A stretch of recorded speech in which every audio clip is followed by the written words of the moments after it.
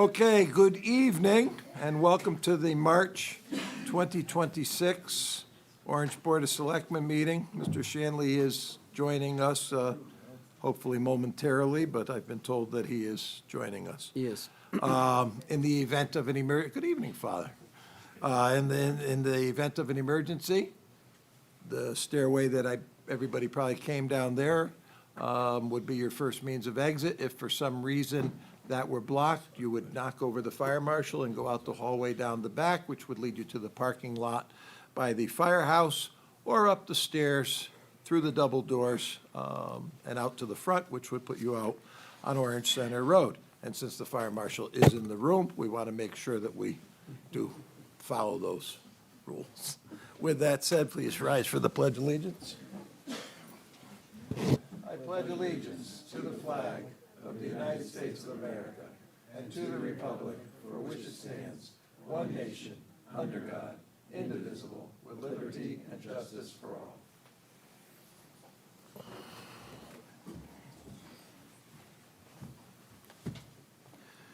Okay. We'll start down there since there's nobody over there yet. See if I filibuster long enough, maybe we'll get there. Good evening, Mitch Goldblatt. Bill Kraut. Good evening, John Carangelo. Good evening, Owen Weaver, Town Council. Ann Denny, Secretary to the Board. Good evening, Judy Smith. Okay. So the first item of business is to close the regular meeting and open a public hearing.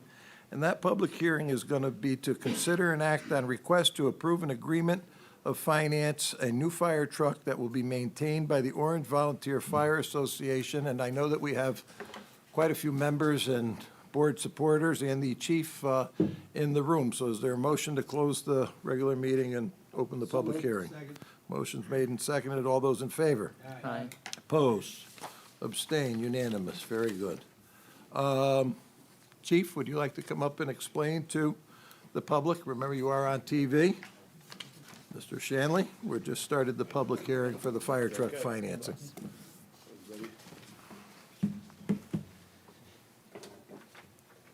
Right, the Orange Volunteer Fire Association's requesting the approval for a lease agreement for $992,430.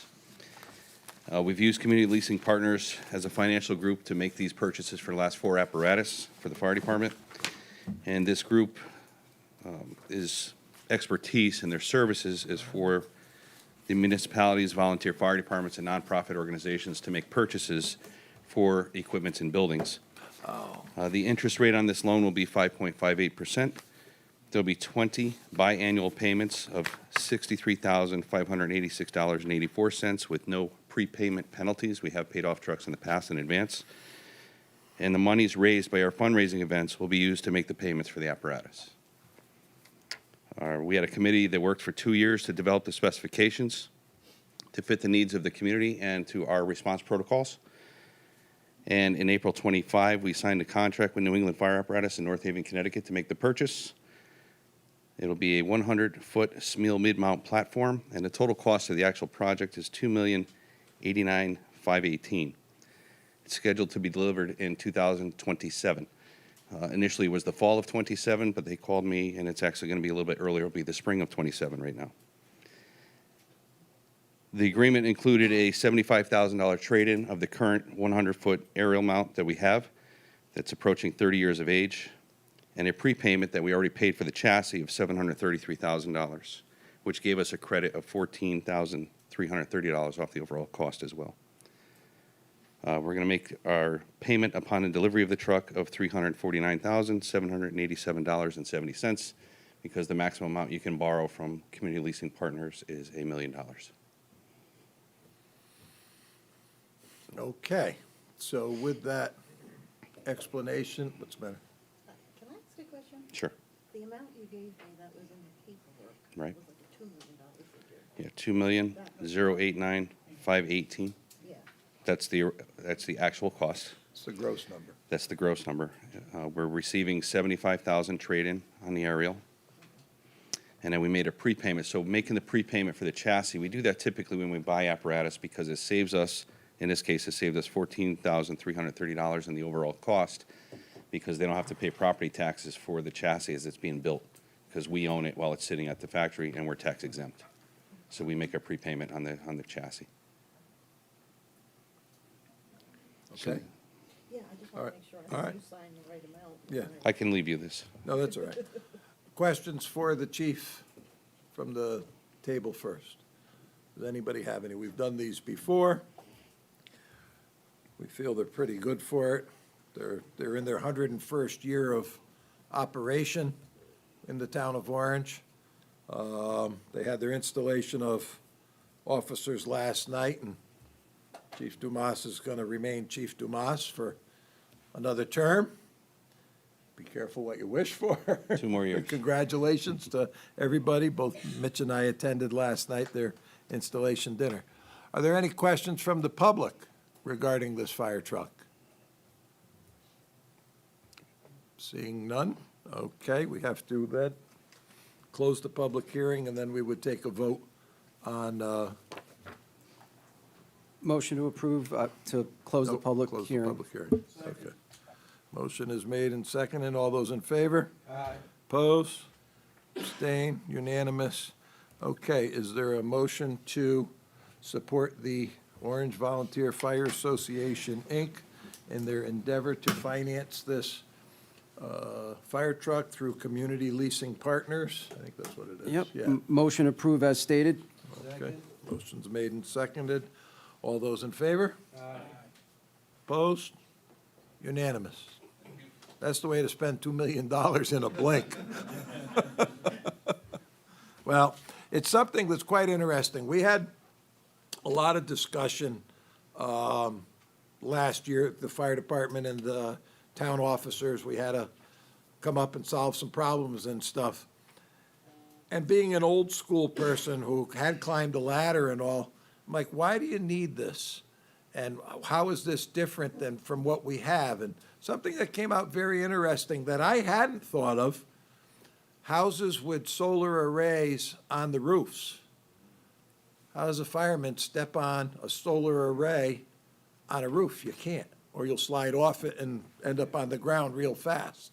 So that was something that was brought to my attention, the first and foremost, was that one issue, never mind aerial attacks and all of this and bigger buildings. And quite honestly, we may even be, there's a lot going on in Woodbridge, and they don't have a vehicle. They're hoping to have one after us. I think they're ordering one also and soon. But, so there's other communities that surrounding us that this truck will also benefit through mutual aid. So it's a piece of equipment that, 50 years ago was not even thought of. But in 2026, we're almost behind the times a little bit. So congratulations on that, and we look forward to its arrival. All righty. Public participation. Public participation is for any item that is not an agenda item. We allow 2 minutes per speaker, and that includes public participation and announcements. Anybody at the table? Wait a minute, go for the table first. You could do it, yeah. So 1 month from today is our biennial shredding day. We're going to have that at High Plains Community Center Saturday, April 11th, from 9 to noon. Please feel free to bring any documents, medical records, tax records for shredding. There's no charge. We're being sponsored by the Orange Rotary Club, although you will be asked for a donation to the Orange Rotary Club's scholarship fund as a donation, but we're being sponsored by the Rotary Club. The Lions Club is helping us April 11th. Is that not this Saturday? Yeah, Saturday 11th. Yeah. Mattresses, you can bring mattresses and box springs as well. This is all out in front of High Plains Community Center. We will have Bye-Bye Mattress there with a big truck to put the mattresses in, or if you want to have them picked up by the Lions Club, call Ken Lenz, 203-795-3906. For $15 donation to the Lions Club, you can have your mattress picked up and brought to High Plains. No wet mattresses will be accepted. on that, I believe it has to be accessible outside the house. Correct. They will not go inside, thanks, Jim. Right. They will not go inside the house. They might go inside the garage, but not inside the house to pick up the mattresses that morning to bring them over to High Plains. Both the Orange Community Women and Buy Nothing Orange will have, will be taking donations of small appliances, clothing, and all kinds of small things for their efforts. The Buy Nothing is kind of like a swap group, so you can actually bring something and take something away. Whatever's not taken away, the Orange Community Women take to Savers and get money for their programs. We're also going to be joined by the Girl Scouts, selling Girl Scout cookies out there as well. So bring your pocketbooks and wallets when you come for some Girl Scout cookies. We will also have, this is the springtime shredding event, we're going to have the Has Waste from the Regional Water Authority will be behind High Plains.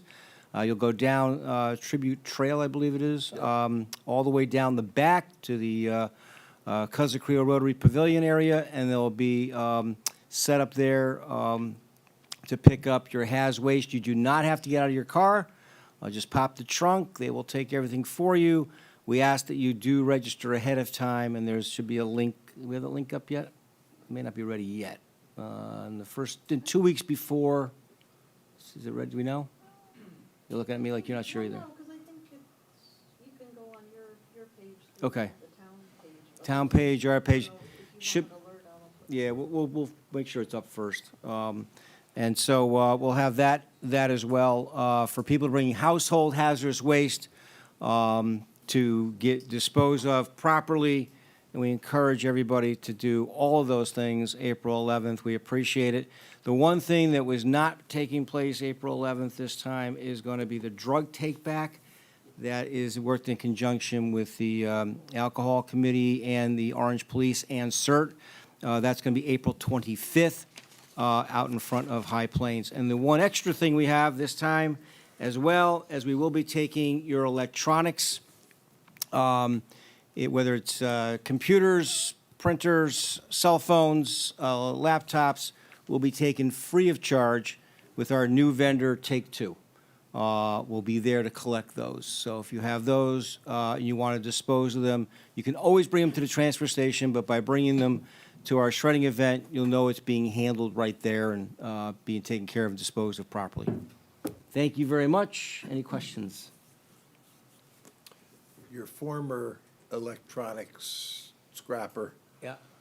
was, emailed me begging to come back, and it's amazing, they've raised their rates and everything, but it's like, sorry, it was Gave him a chance. Bob and I talked about it, it was a bidding process, a value process, and better luck next time.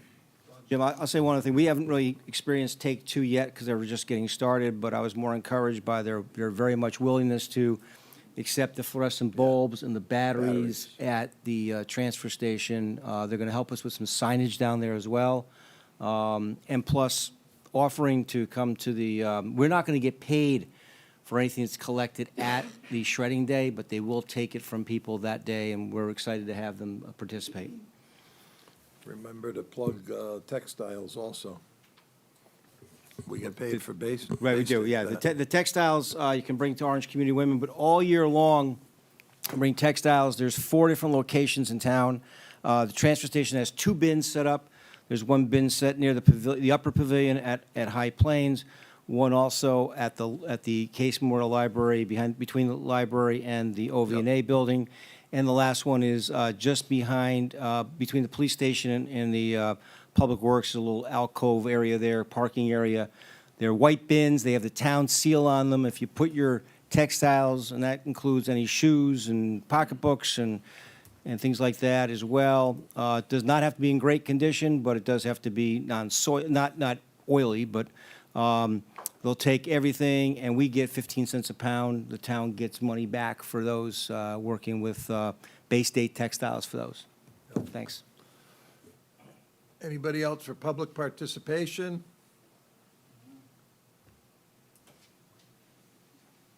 Or announcements, either one, run them together.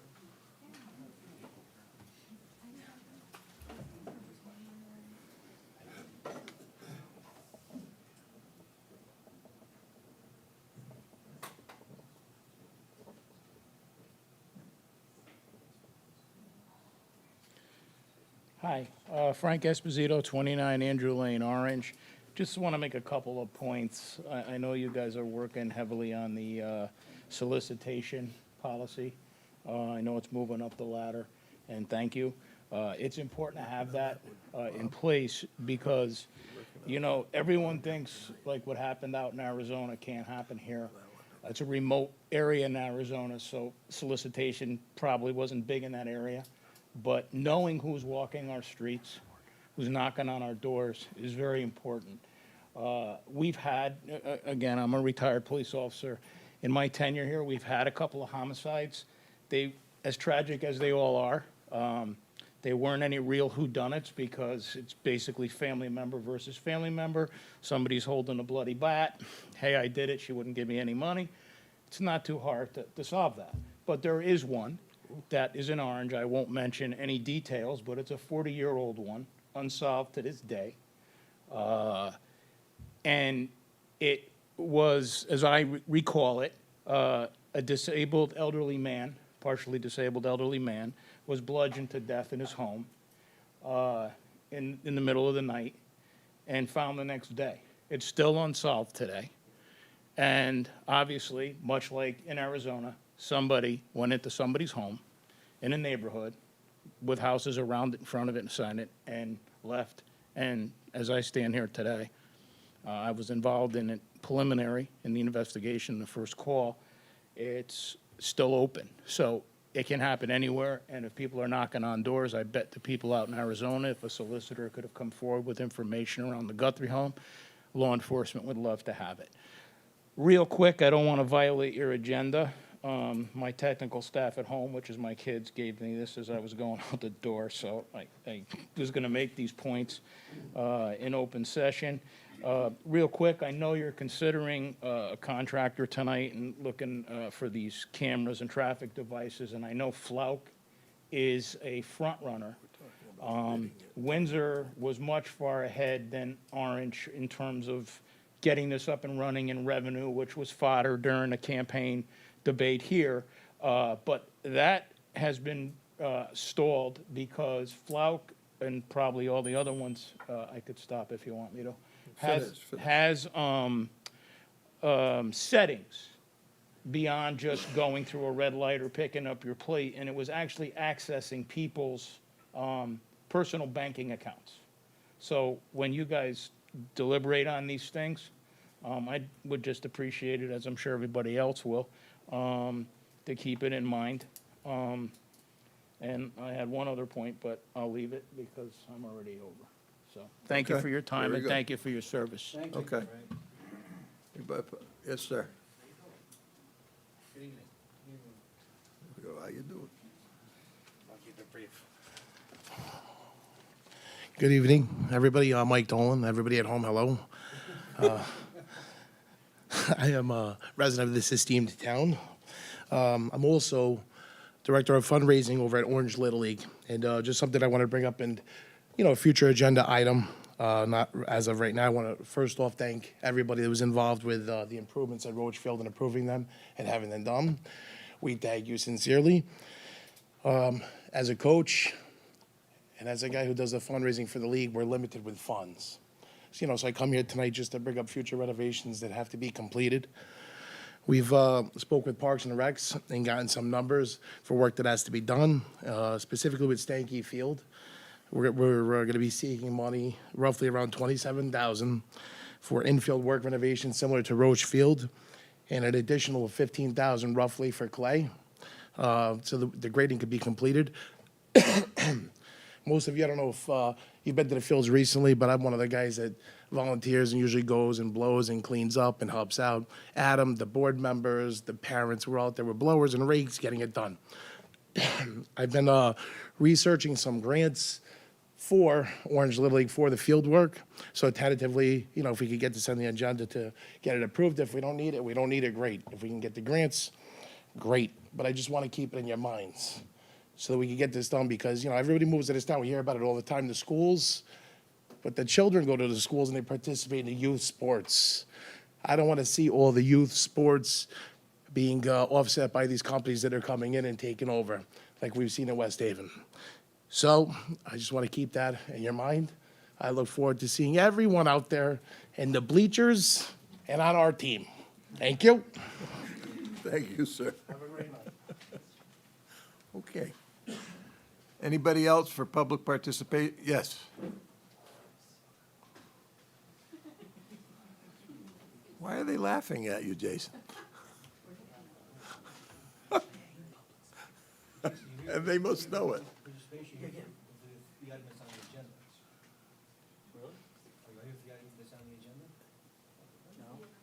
Okay, you have something other than your event. No, for the event. Oh, so I have to wait. Wait till we get to the event. Yeah, you have to go back there. I'm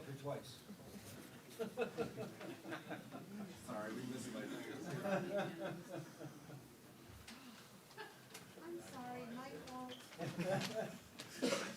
Jane.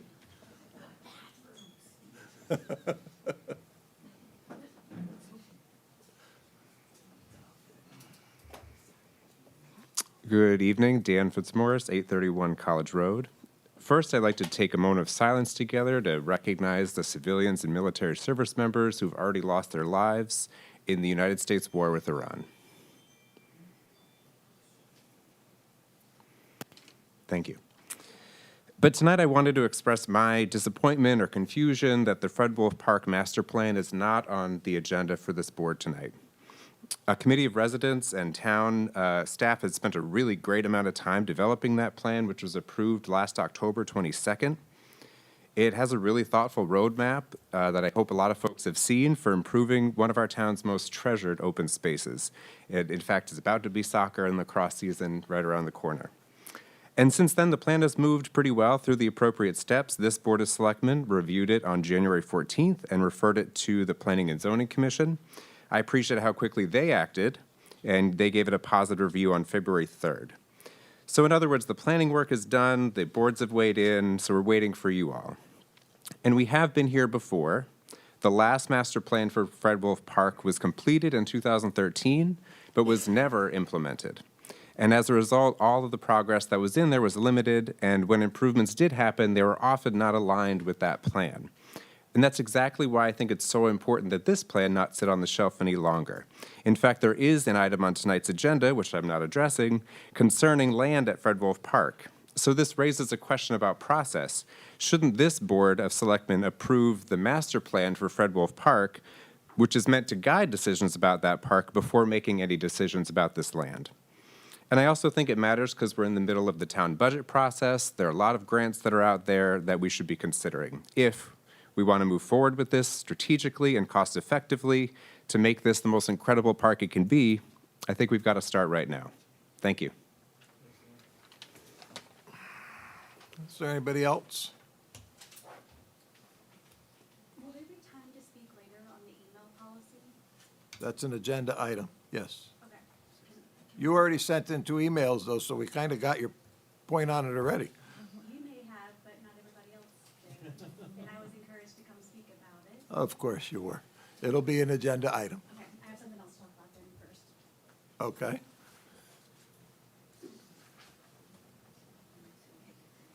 Thank you for that update. Lauren Gray, 205 Wilson Road. Okay. Let me skip down to this. Just really quick, I was in Woodbridge last night and got to speak with the first selectman there.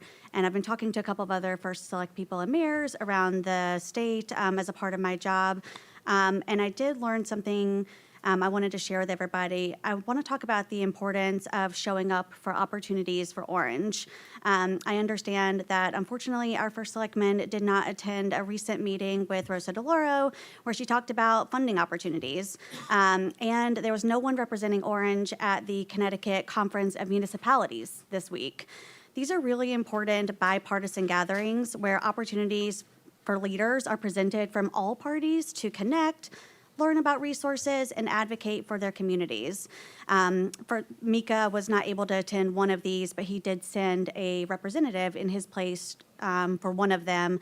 But if the first selectman can't attend, I strongly encourage that he appoints someone to represent Orange so we don't miss out on these opportunities. Our Representative Rosa DeLauro is on the Appropriations Committee in Congress, and with Woodbridge, they actually brought up a $1.5 million grant for emergency services that they're working for. And those kinds of conversations happen at these meetings. So in the future, I would really recommend that someone go to these meetings, especially when they reach out. They didn't hear back Congressman Rosa DeLauro and the Connecticut Conference of Municipalities. When we don't have a voice, we're not at the table. So we need someone there, whether it's the first selectman or a representative. Thanks. Thanks for your opinion. Is there anybody else? Seeing none, anybody else at the table? We have a few announcements.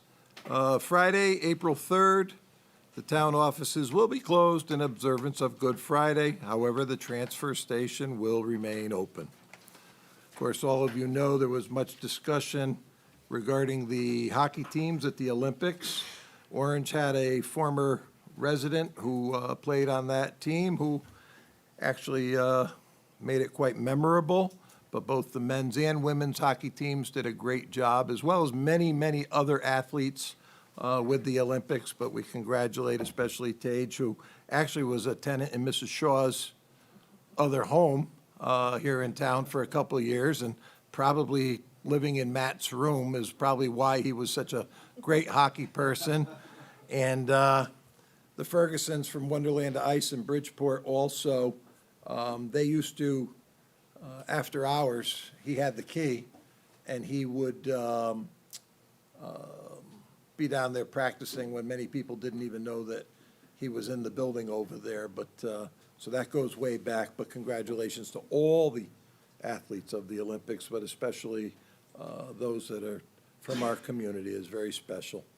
Last night was interesting. Now, you already saw the fire department here for approval of their request, but Mitch and I both attended that, and Charlie Sherwood, who's been a lifelong resident here in town, was awarded the Firefighter of the Year award. He has over 50 years of active membership in the fire department and all, and that was quite an honor, and Charles was quite pleased with that, so it was really very, very nice event.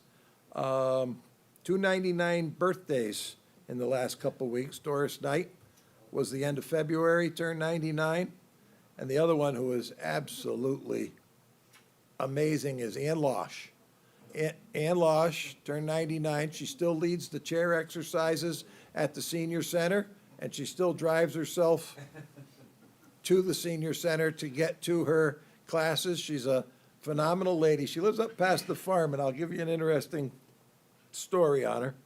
She goes by every day, and in the morning, she beeps the horn when she's headed south, and every afternoon when she's headed home from the senior center, she beeps her horn when she's headed north. It drives my kids crazy. So one day I said to her, Ann, why do you have to blow the horn twice a day, coming and going? And her son Mark and I went to school together, and unfortunately, Mark passed away with a heart attack on her kitchen floor one day. And she said to me, you were friends with Mark, and I don't have Mark with me anymore. And if I don't go by and blow the horn, I want you to come and look through the windows to make sure I'm not on the floor, which is exactly why she blows the horn, coming and going every day. There was one day that she didn't report to the senior center because she had something going on, but she didn't tell anybody. They're calling me, did she go by and blow the horn today? I'm like, as a matter of fact, no. And so Dennis Marsh went, and we sent others went because we didn't know where Ann was. She was perfectly fine waiting for a delivery. So, but she's a pistol, and she's still teaching the classes there, so it's really a great thing. This one is a flyer that's going out, which is very interesting. Did you include this to all the selectmen, or no? I don't know if you did or not. This one is ODAC, which is Orange Drug and Alcohol, and Orange Youth Services, and Chantel Bonnell. But this is a parent presentation sponsored by Orange Youth Services, and it's, I'll read just part of it here. It's screens are part of everyday life, but managing screen time with kids can be one of the biggest challenges parents face. Join us for a thoughtful and practical discussion on how screen use affects youth and how parents can create healthier technology habits at home. This is going to be held It's at Peck Place School from 6 to 7:30 on Monday, April 6th. And like I said, they would like you to pre-register at Community Services if at all possible. But it's really good. They've been running some great programs there. They just did one on the Narcan and all, but very interesting, and they're doing a lot of good work down there for our families. With that, nothing else? Okay. Minutes. To consider and act upon the minutes of the February 11th regular meeting of the Board of Selectmen. If there's any errors, omissions, or corrections, please state page and paragraph. If not, is there a motion? Whatever your pleasure. Motion approved. Okay. No discussion. All those in favor? Aye. Oppose? Abstain? You weren't here.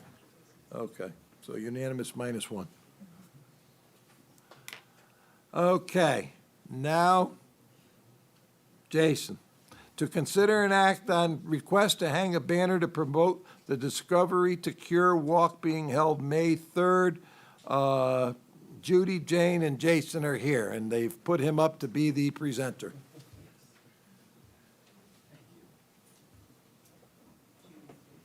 No, yeah, one's not here. I see that now. No, she's not. No, she's not. Okay.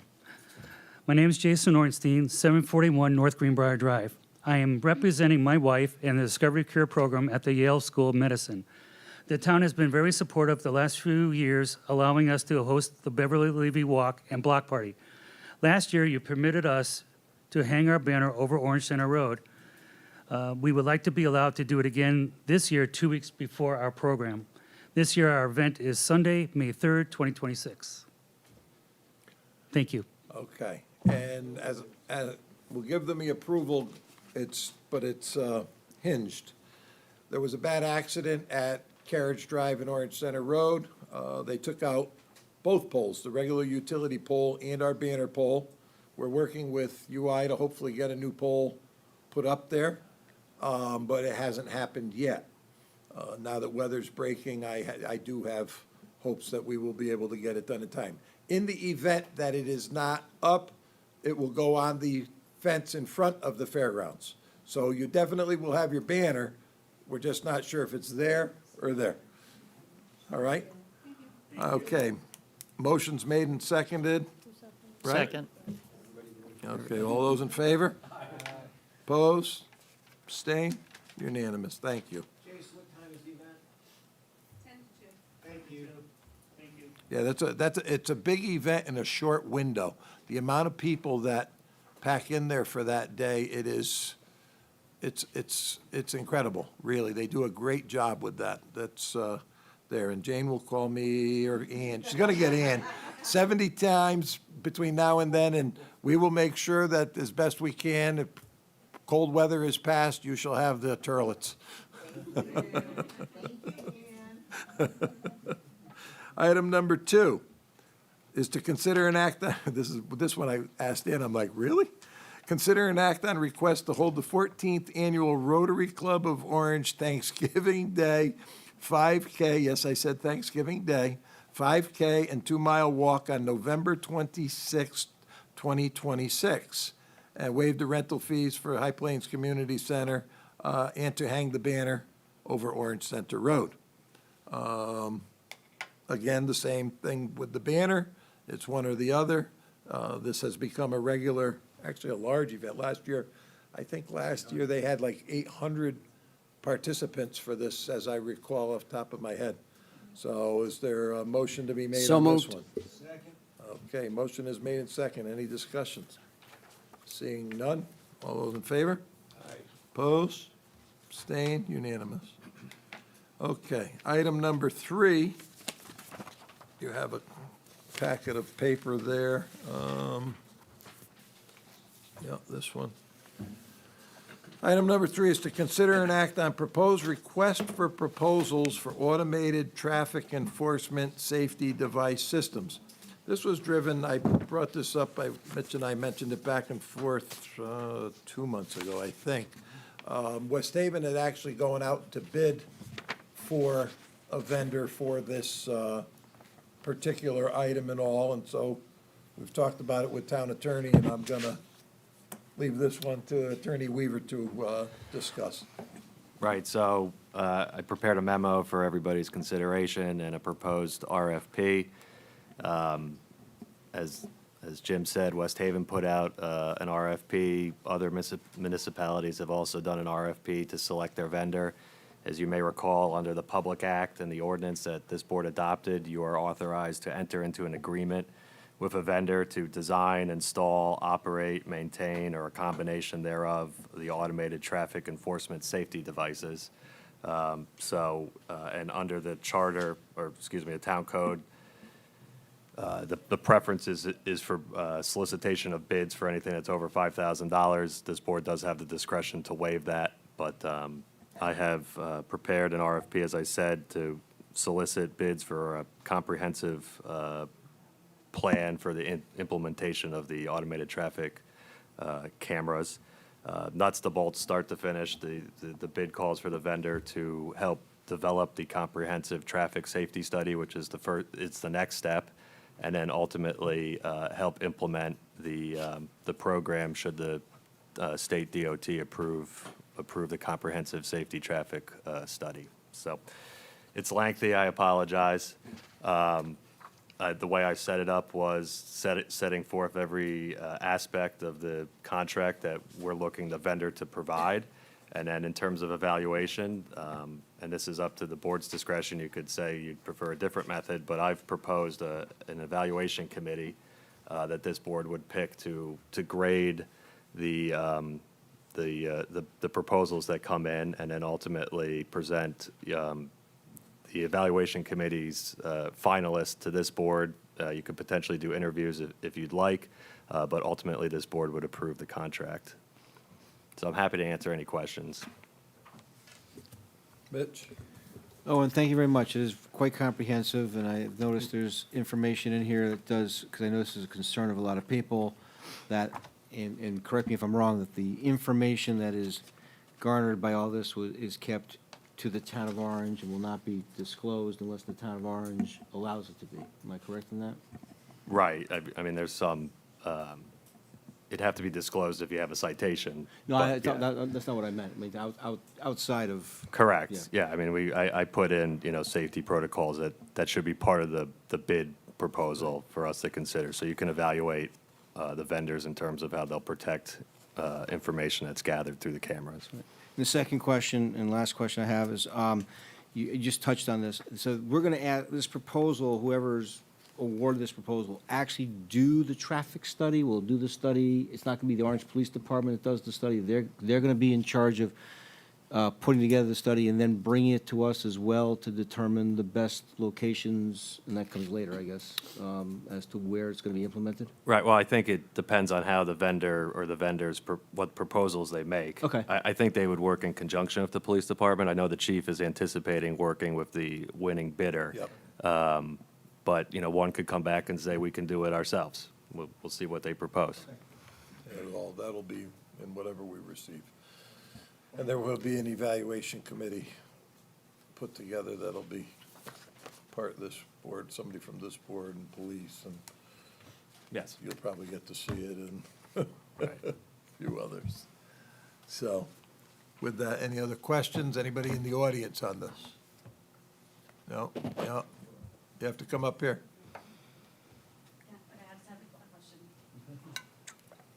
Have you guys read? Have to come up here. Okay. Have you guys read House Bill 5449 in Hartford? It's the act concerning automated license plate reader systems. So in Hartford, there is a bill that has overwhelming bipartisan support that would restrict the use of data collected by automatic license plate readers. So just so you guys know, this is already being worked on in Hartford with broad bipartisan support and should be passed this legislative session. And we'll defer to the town attorney to review it and be sure that it works with us. Great. It's House Bill 5449. Yes, thank you. I've read it. Oh, great. Yeah, yeah. Great, thanks. Okay, with that said, Nobody else? All right. Is there a motion to approve this, to move forward with this? Okay, motion's made and seconded. No other discussion? All those in favor? Opposed? Abstained? Unanimous. Okay. Item number 4, to consider and act on a request from EHEPA to Chapter Number 98 to fly the Greek flag for Greek Independence Day on March 25th. We have a large contingent in the room, but Mr. Scarvellis was who approached us on behalf of St. Barbara's Church, and Greeks beyond that, I guess. Thank you, Mr. Selectman. My name is George Scarvellis. I'm the president of the Chapter 98 Order of AHEPA. We operate or have our meetings at St. Barbara's Church. We've been here for a while. New Haven Chapter 98 Order of AHEPA was founded in New Haven, Connecticut, March 5th, 1926. We're celebrating our centennial year this year. Our chapter was one of the earliest chapters to receive number 98. We moved to Racebrook Road back in 1986, about 40 years ago. We have the Order of AHEPA is the largest Greek American organization with more than 500 chapters throughout the United States, Canada, Greece, Cyprus, and Europe, with sister chapters, of course, in Australia and New Zealand. Founded in 1922, Greek Americans from a reason of our chapters is for the bigotry that was brought upon foreigners when they came to this country years ago. Many Greeks were looked at, and some of them, unfortunately, with the KKK, were disappeared and never found again. So we set up an organization to help them assimilate themselves into the United States system, get them to go to schools for Americanization, and move on, and to promote a business plan with them.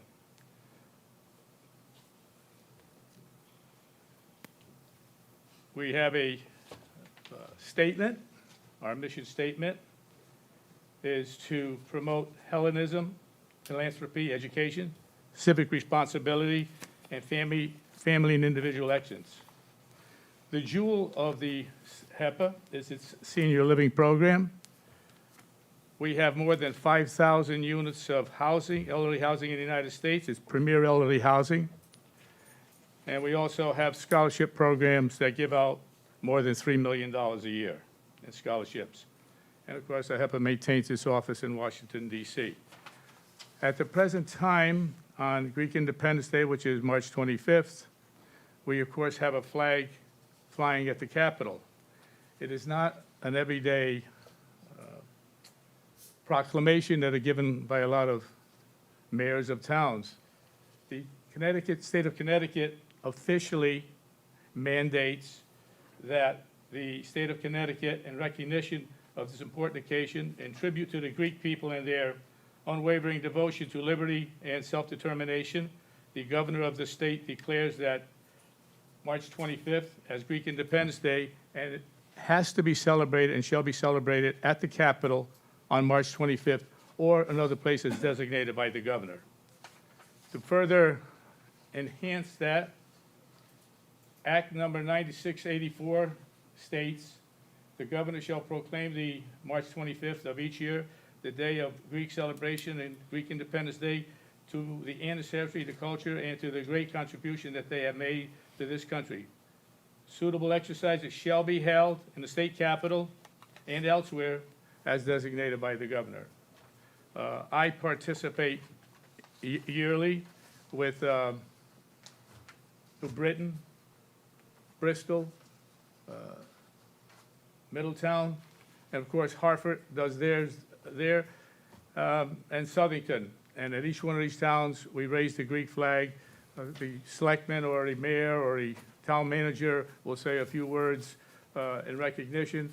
We supply the flag, and the town has its member raise it for us at each one of these locations. We are asking the town of Orange to allow us to raise the flag in the town of Orange on March 25th. Okay, so you've heard Mr. Scarvellis's request. He came to me with it, his contingent came to me with it, and so I brought it to this board because last time I did it without the board, we faced criticism, so I turn it over to you. Excuse me, can I make one more remark, Mr. Selectman? Of course. Just a little bit about the HEPA. Teddy Roosevelt was a member of the HEPA, and I found this book in my files from 1953. General Eisenhower was in the HEPA, and we've had quite a few people. But one of the things that I was very proud to participate, the Order of the HEPA was the first ethnic group to donate more than $1 million to the restoration of the Statue of Liberty and Ellis Island.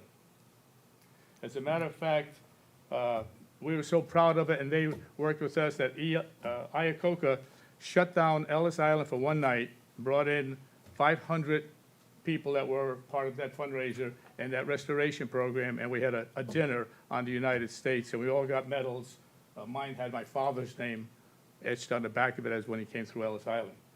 The little joke about that is when the Knights of Columbus president, of course, called back here to the Knights of Columbus and said to the secretary, those Greeks gave over $1 million, let's give more. The secretary answered back, they were the first ones to give over $1 million. No matter how much we give, they're still the first ones over $1 million. So I'm very, very proud of the Order of EPA, having been a member for 55 years. And of course, Father Peter is here, and we've had the scholarship program, and Father Peter has a scholarship program now at St. Barbara's. They give out over $45,000 a year to the local people. We also have another separate scholarship at Amity High School that we give, and one of the scholarship is for the girls soccer team, and the other is for the girl that improves the most on soccer. And if you ever get a letter from somebody that is one of the ones that got it as an improvement, not being a star or not by how many goals, they're very, very heartwarming. There's something that'll make you proud of the town of Orange, and we're very proud of what HEPA does. Okay. So, Just a Discussion. quick question. George, Judy. is it anticipated that this flag raising will be in conjunction with a little ceremony? yes. Okay. Yes, we're there, obviously, we're there to answer questions. We generally do, is we do we sing the national anthem, Greek national anthem, and the American national anthem right there. If there's a selectman or an official from the town, they will make a few comments, and we appreciate that. Obviously, anybody and everybody is welcomed. Okay. Thoughts? Well, the thought on it that I will put forward, I had an idea, now that Judy's question just kind of solidified that, I guess I'll say.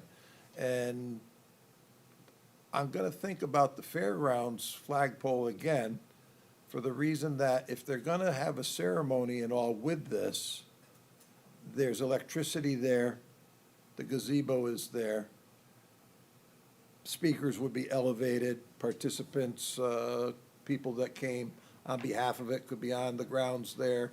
They could, it could all gather there and not be if you did it on the green, you're gonna have cars parked all around the green or wherever. If you did it here, you're gonna be jammed up and all. So I'm just thinking about that spot. It's open and it's big enough that, there's plenty of room for people to be. And, but we had I put the other flag up, the rainbow flag there, and, you participated in large photo ops and stuff there, so there's plenty of room to gather without causing a blockage of any sort. Was that thoughts? I mean, and what'll happen after that one, that's why this one is on the agenda. I mean, they have to be reviewed by the Board of Selectmen. I don't think, every time we do something, you don't have to create a new book, a new page that's going in the policy book. I think good judgment. Somebody asked me today, well, what happens if somebody came forward and wanted to put a Nazi flag up? I said it would never get to the Board of Selectmen. Obviously, I would, it has to, but I wouldn't be, comfortable. That was a question I received this morning. And, this way here, you're making the decision. And they are good members of our community, and they are supportive of our community. So, Mitchell? Yeah, I agree with you, Jim. I just want to follow up with either Father Peter or George. Is there, and really follow up on Judy's question, is there a specific time? Is there, Yes, are you concerned about we'd a li- place, and we're looking at just We'd like raising to one do, full we'd like to flag? do it between 1 and 2 o'clock in the afternoon. That's when Yeah. you wake up, by the time you're up and going. That's when the selectmen gets back from lunch. He usually hasn't gone yet then. And I guess I would ask you guys, I mean, I think Jim's thought process, and it makes some sense. We're just looking at putting up a single flag and putting it, and the fairgrounds would be acceptable to what For you're the looking day. for. Whatever, yeah, Yeah. and it goes down that evening, Yeah, yes. okay. And the only thing I would Up front, Thank you, sir. Father Peter. I was going to call on you before they threw Collar me or out of not, here. up front. Hi, everyone, and thank you for all that you do for our town. The only thing I would add is that, yeah, the afternoon works best for us because it is a big feast day in the church of the Annunciation, and so there are services in the morning, and this would provide us an opportunity to be able to gather afterwards. And, that, I think George touched on many of the reasons for the celebration eloquently, but, it's a good reminder of the connection between the people of Greece and the people of America in that, the democracy of Greece helped to influence the establishment of this country, but it were the heroes of the American War of Independence of 1776 that inspired the Greek fighters for their own, seeking their own independence in 1821, which is what we are celebrating on that day. So, thank you. Thank you. Okay, well, motion. Make a motion to approve? Okay. Yeah. Okay, motion's made and seconded. Any other discussion? Seeing none, all those in favor? Aye. Opposed? Unanimous. Now, there is electricity there, we'll make sure it's on and et cetera. So if you need a sound system or anything along that lines, you have to let Ann know ahead of Okay, time. very So that good, we thank can you. get it set up for you. Thank you all very much, we appreciate it. All right, thank you. Have a good night.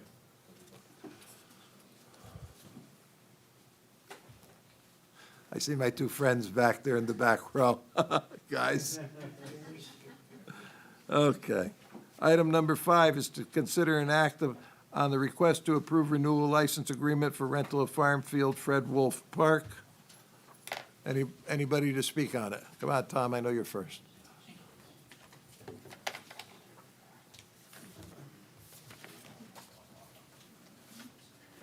It's an agenda item, and I get to speak. Yes, you do. Thank you.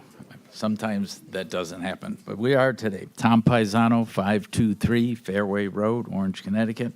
Want to speak about the land at Fred Wolf Park. We've been watching that for 25 years, since it was first voted by the town to be passive recreation, and we're yet to see that happen.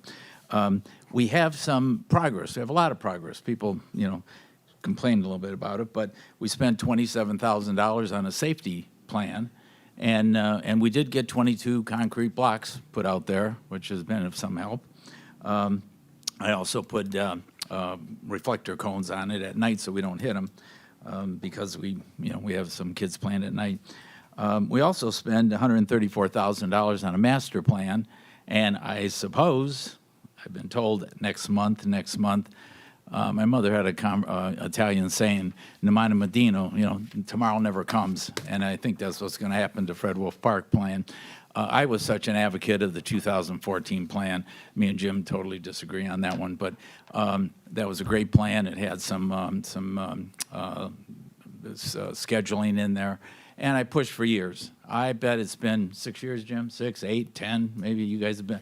Long time. I've been around more than all of everybody in this room pushing it. But there was a plan to come up with the what we call the cornfields and get something done there. And Soccer Association was willing to finance that some time ago. Unfortunately, side move went, and Park and Rec decided to cancel that Phase 5 of the 2014 plan.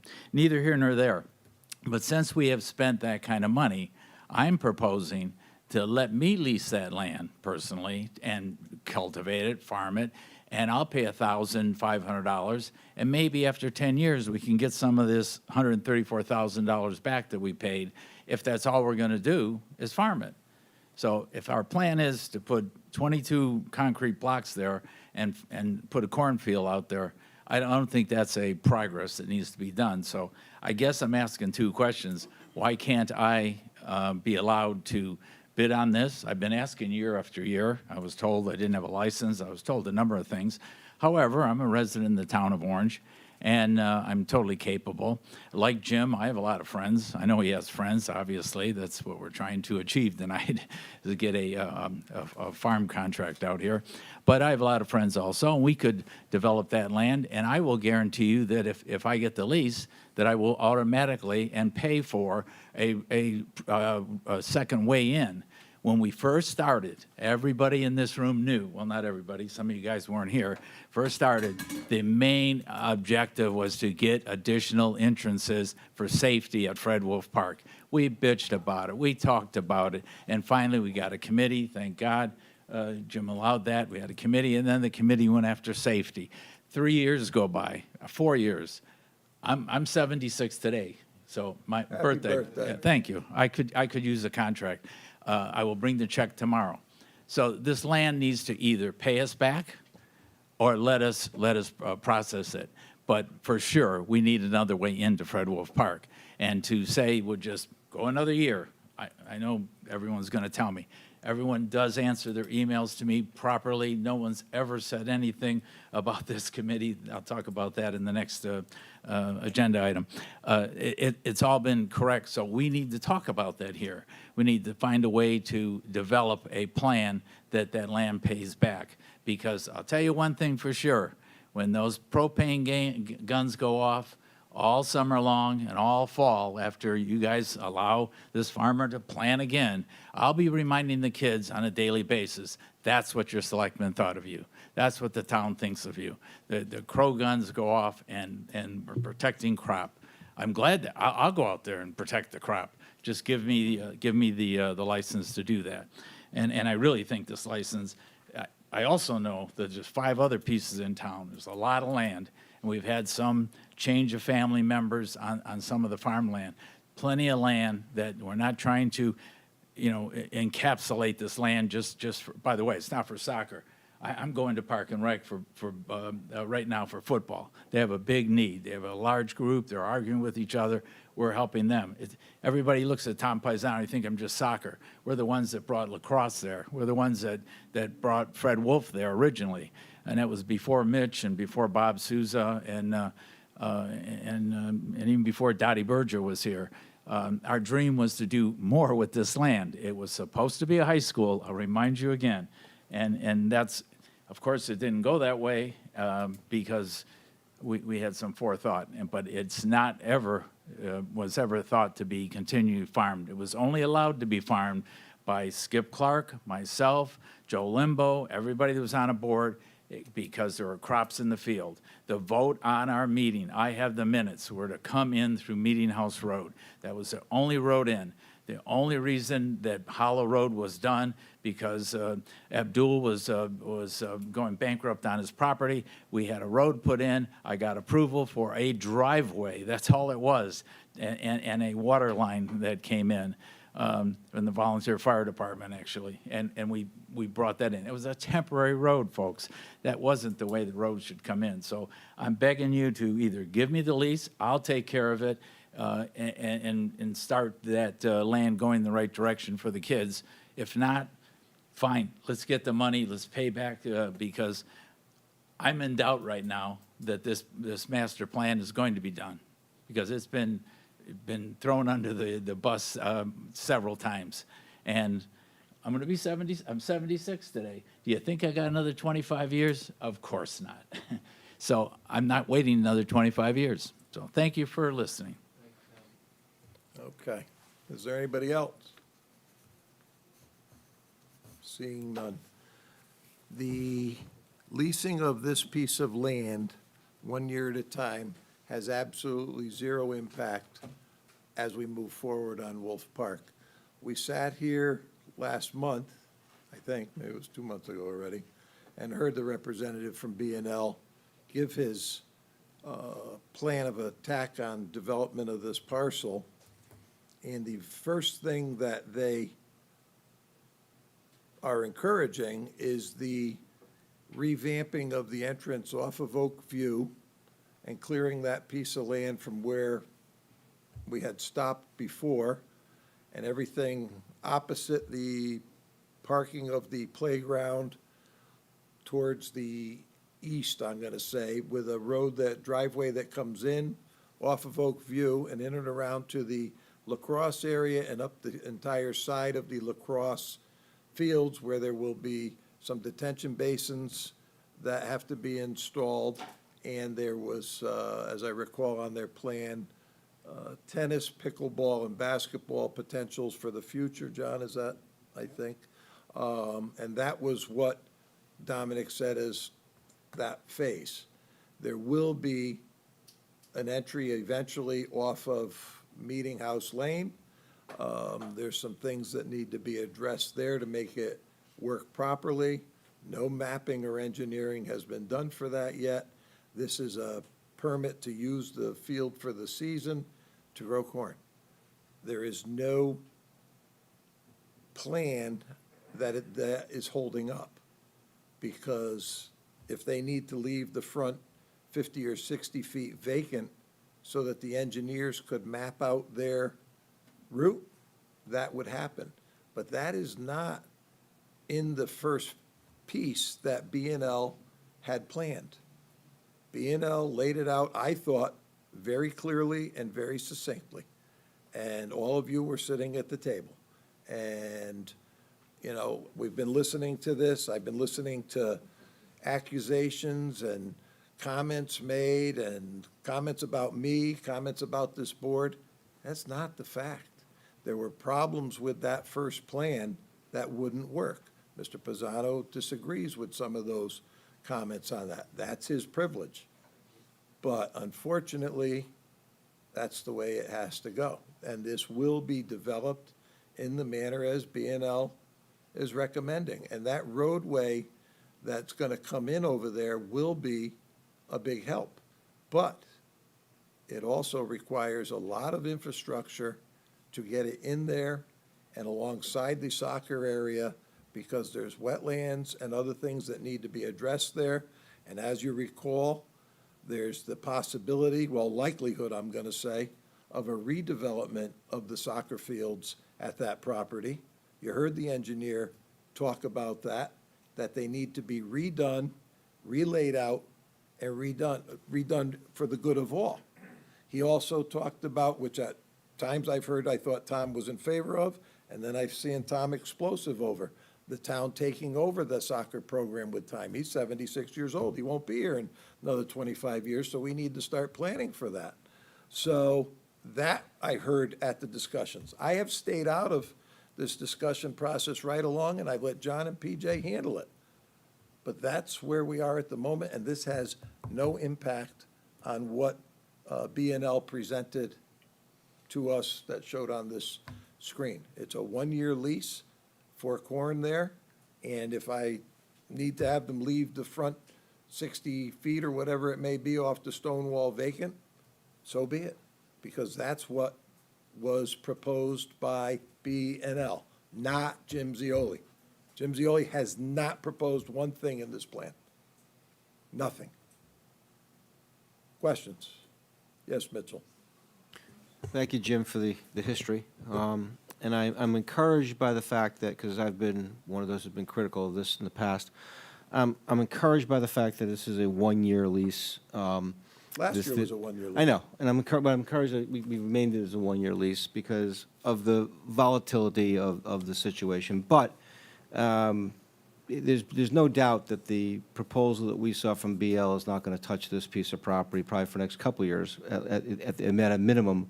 So I don't see how this is going to harm in any way the future development of Fred Wolf Park, especially if it's just for 1 year, where we're not going to get that much into the plan at that point.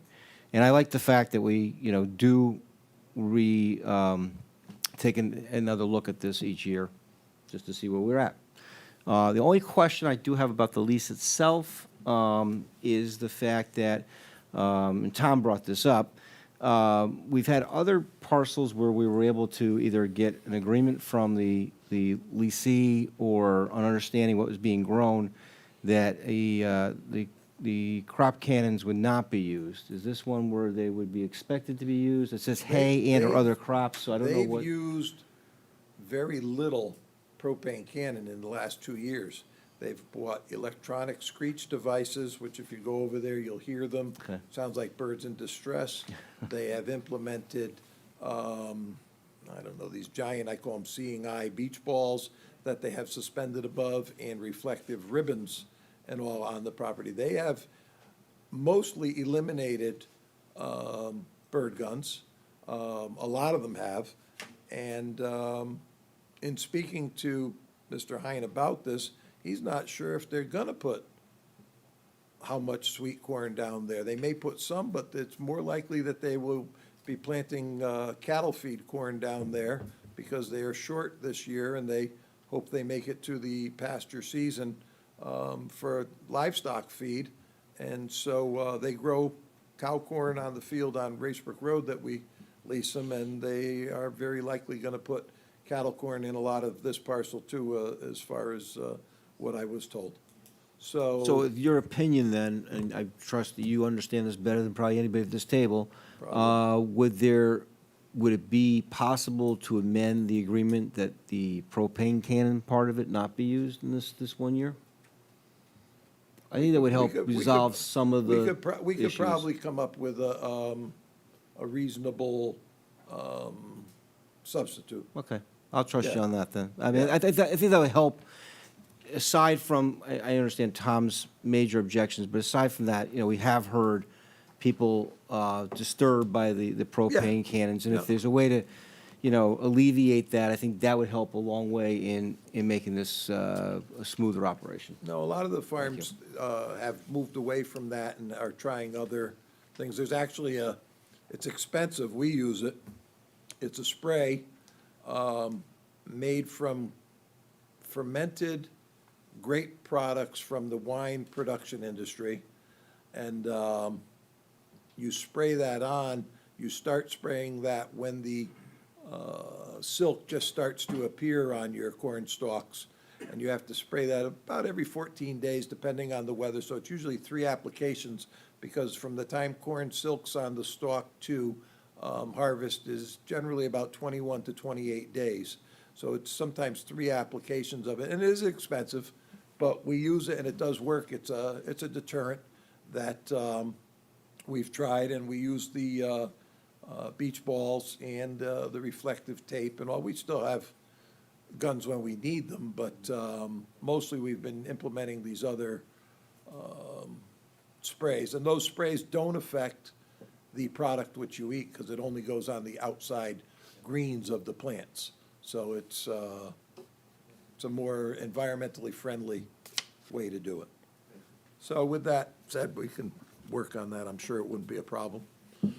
So Jim, in Yes. your opinion, this 1-year lease to grow corn in no way negatively impacts any advancement of the master plan for It Fredville Park? absolutely does not. And I recall there were 5 phases. In the first phase. 5 or 6.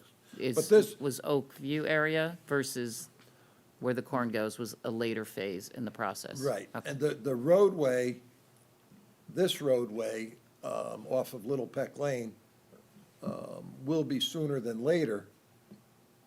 But that phase, if you recall on the plan, was, the fields were actually 5, 6, 7, 8, I don't remember what number was on it. The roadway really wasn't part of that numbered timing. That's here. The remainder of the field was the numbered portion, I'm gonna call it. However, this is why they'll need to plan out that next, I'll call it the loop around, from La Crosse, the far side of La Crosse, all the way up and around La Crosse, through the stone wall, around soccer is probably as long, if not a little more than, up the side of lacrosse. So it's a big undertaking to develop that next piece, and there'll be some additional parking up at that end.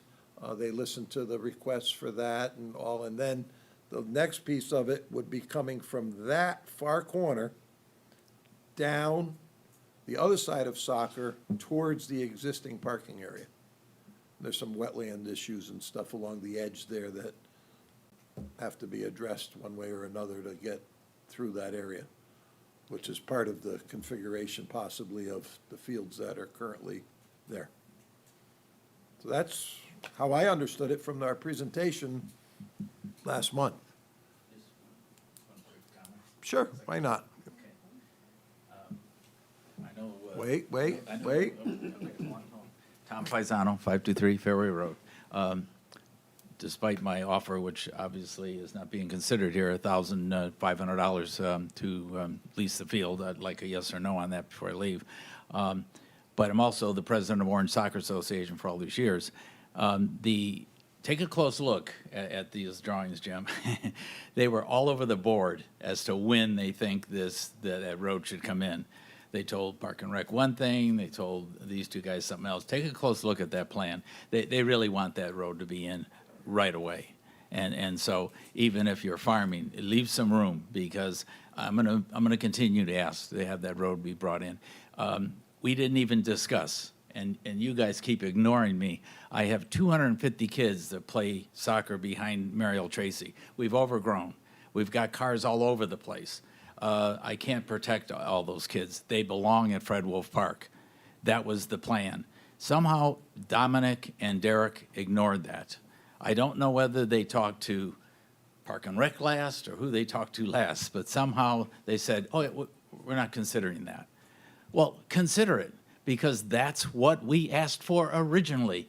If you remember, Jim, I stood here 5, 6, again, it could have been 10 years ago, and said, that has to be moved someday. And you want to put a parking lot back there. Yes, we need parking for the Mariel Tracy School. It's all one big picture. That was the request.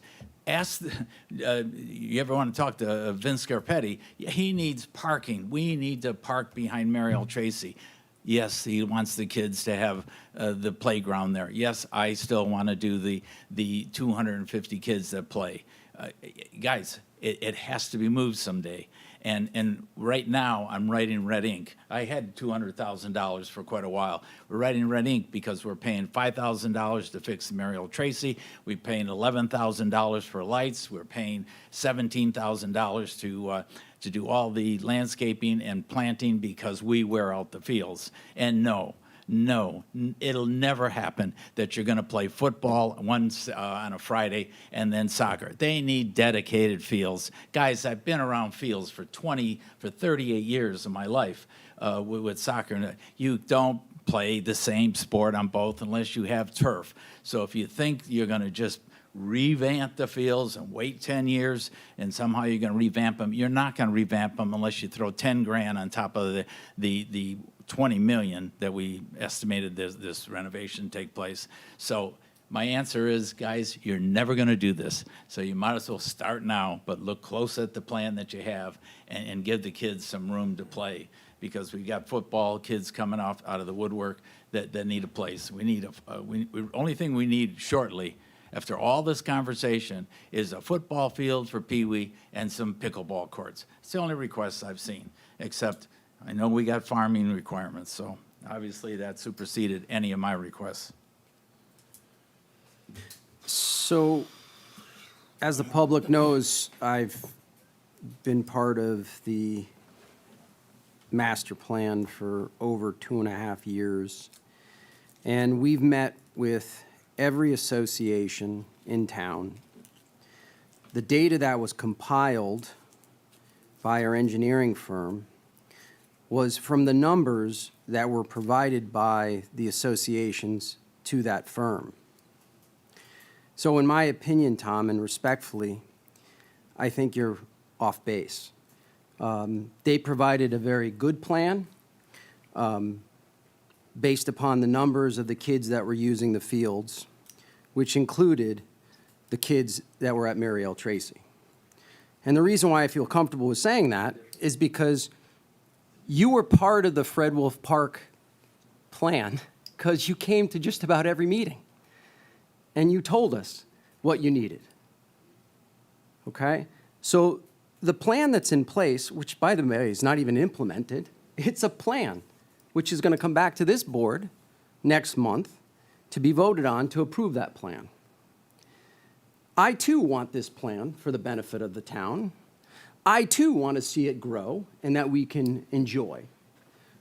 But there is a process, and you have to be patient. Obviously, your patience has run, you're done. I get it, okay? And I understand it. You're very passionate about what you do, and I can appreciate that. But please, don't come up here and make comments that my board didn't do this or didn't take this into consideration, because that's not true. No, it's my turn. I've always given you the benefit of the doubt. But the volunteers on my committee have invested a lot of time and energy into something that this town had ample opportunity to talk to that committee about, which they did. And again, I think we all agree that it's a good plan. You apparently, on one day, feel it's a good plan. On the next day, you're offended by the plan. On the third day, you feel that the committee didn't do a good job. So I don't think there's anything that I can say right now or do that's going to make you happy. But I agree with Jim that as far as the farmland there, we're not even anywhere remotely near developing that land for additional fields. Right now. This license agreement can be terminated by the town of Orange. So I see no reason why we have to worry about having someone else develop it. And I didn't hear once, Tom, that you mentioned, A, by the way, I have a license to be a farmer, B, I have the equipment to take care of this property, because it's not just farmers going out and planting a crop. They're taking care of this property. So I appreciate the offer, I do. But you're not a farmer, you don't have a license to farm, you don't have the equipment to do it. So I think it's disingenuous. That's my 2 cents. Thank you. And I came up with one more thought here while I'm sitting here, because in the past, there were comments about the pittance that it was felt we charge. And I've given that a lot of thought in the last few days, and Tom had sent all of us an email. And you all know what I do, other than sitting here, so it's no secret. But to compare the value of land rents, as we got in that email, is a farce. To think about tobacco land up in Suffield or Enfield up that way, or the Connecticut River Valley down along the river bottom land, is some of the finest land in the state of Connecticut.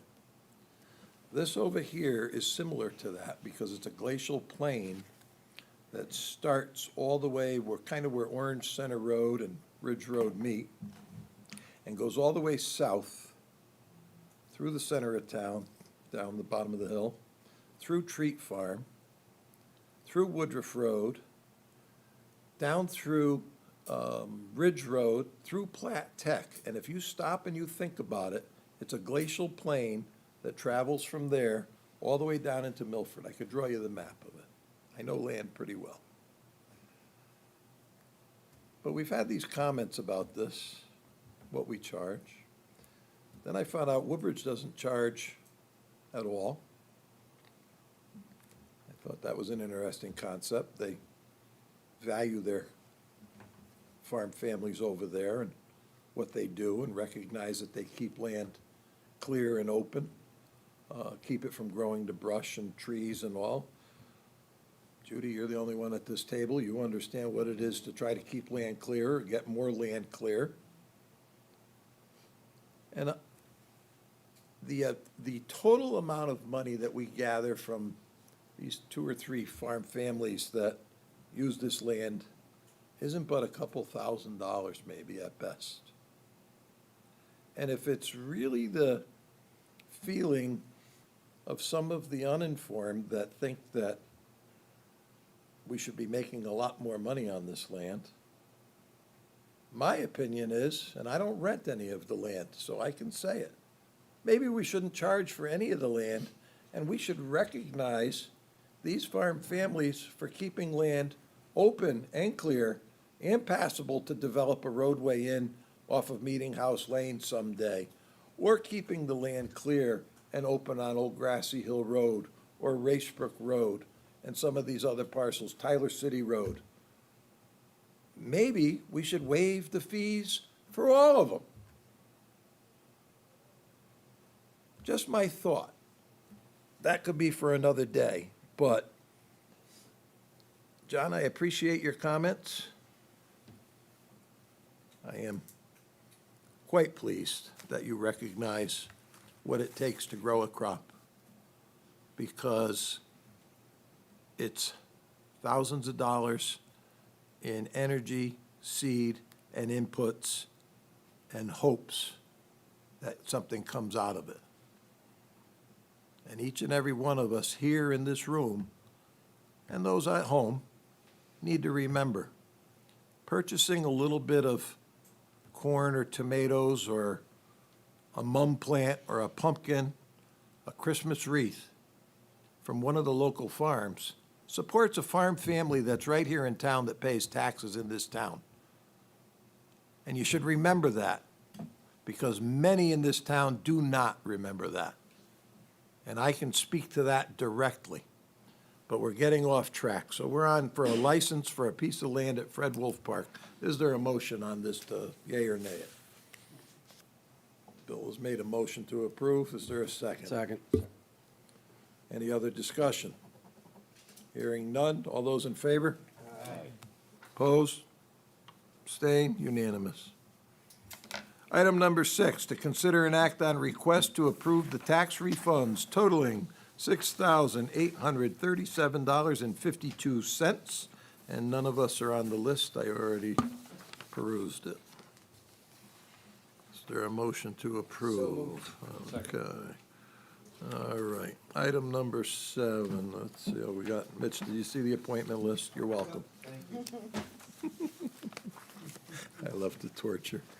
I forgot to announce this one. We still have plenty of time, but for those of you to put it on your calendar, it was on the bottom of my pile, is the Community Service Pasta Festa, where they do the Living Treasure Awards. I will say it just so people know, it's on Friday, May 15th, 2026, from 5 to 8 p.m. And it's a good thing we approved the flag earlier tonight, because this event is very graciously done by St. Barbara's Church at their church hall over there. Thank you, Father, for working with the community. Okay, item number 7, discussion on the policy for electronic email communications by board members. We've received a lot of correspondence on this with a lot of interesting input. And I think there's something out there, and this was requested of us. This wasn't me putting this out there, as some of you have insinuated. But I don't think that the intent was to take away freedom of speech. The intent was to be cautious when there's some things that have to be addressed or not, at the coffee table, at the local restaurant, at a local event, or at this table, I think is where the question was arising. I mean, there's things that come to the First Selectman's computer that have to be addressed at times, and it may not be something that is going to need to come to this table. It may be a problem with a road or a flooding or a building it might even be a contractor with a question who's already got an approval on a bid for work that's being done, and so these things have to be answered. The first selectman would answer those. There's things that the first selectman chooses not to answer, and that is the right of the first selectman. However, when there's things that are coming before the board for voting on, is what stimulated this topic. And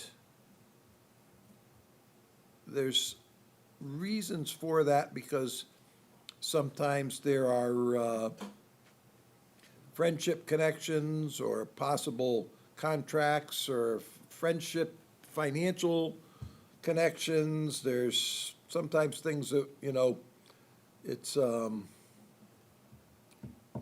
proprietary information sometimes that'll go before the board. And those are your challenges.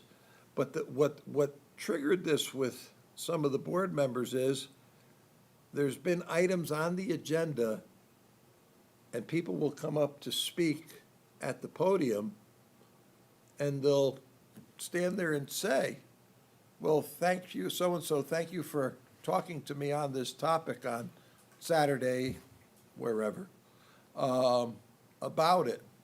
And it's something that this group, as a group, is supposed to be discussing and hashing out. I think that's really where the concern and confusion come with this. But it's not about limiting freedom of speech, as some feel. It's a cautionary request that things that need to be addressed by this board as an elected board representing all of you and all of those at home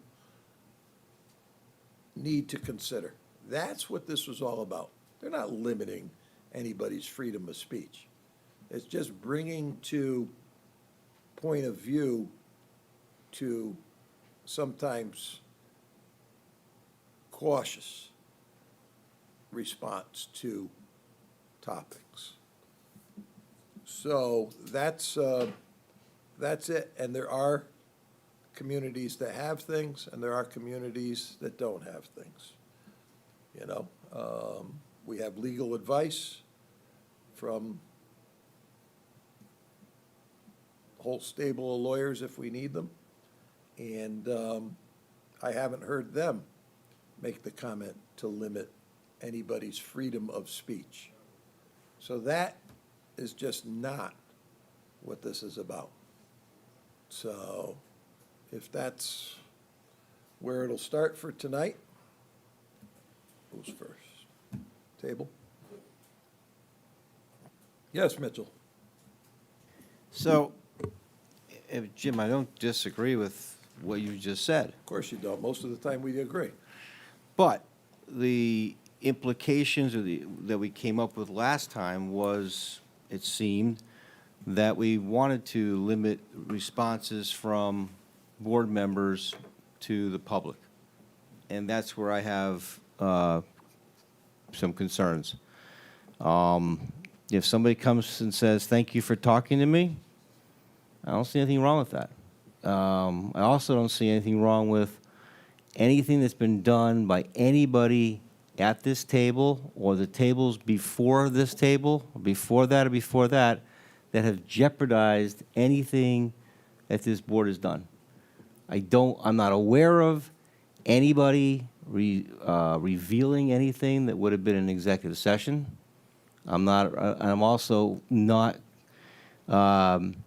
aware of anyone committing this board to anything more so than what any individual feels about an issue. And sometimes, speaking for myself, I will say, I understand your point, it sounds reasonable, but I'm still have to see what's said at the table or if it comes to the Board of Selectmen. Part of the problem has been that we are approached by about a lot of issues, and you mentioned it yourself. There are questions that come to the first select, but that don't need to come to this board. Absolutely correct. Absolutely correct. There's also issues that come to us as selectmen that we don't know whether they're going to come to the board or not. We don't know whether you, as the first selectman, are handling it separately, or whether, or whether you, as the first selectman, know about it, or whether you, as the first selectman, will choose to put this on a future agenda or not. When we have something that's already on a agenda, you know, typically we know it's there, and we'll say, you know, thank you for your input, and look forward to hearing if you can come to the meeting, but thanks for your input on the email. You know, we're going to discuss this at the next meeting if it's on the agenda. A lot of times we don't know what's going to be on the agenda. In fact, this particular discussion we're having right now, as you said yourself, we've received, all of us, probably at least a dozen separate emails about the emails since our last meeting. And the responses have been confusing.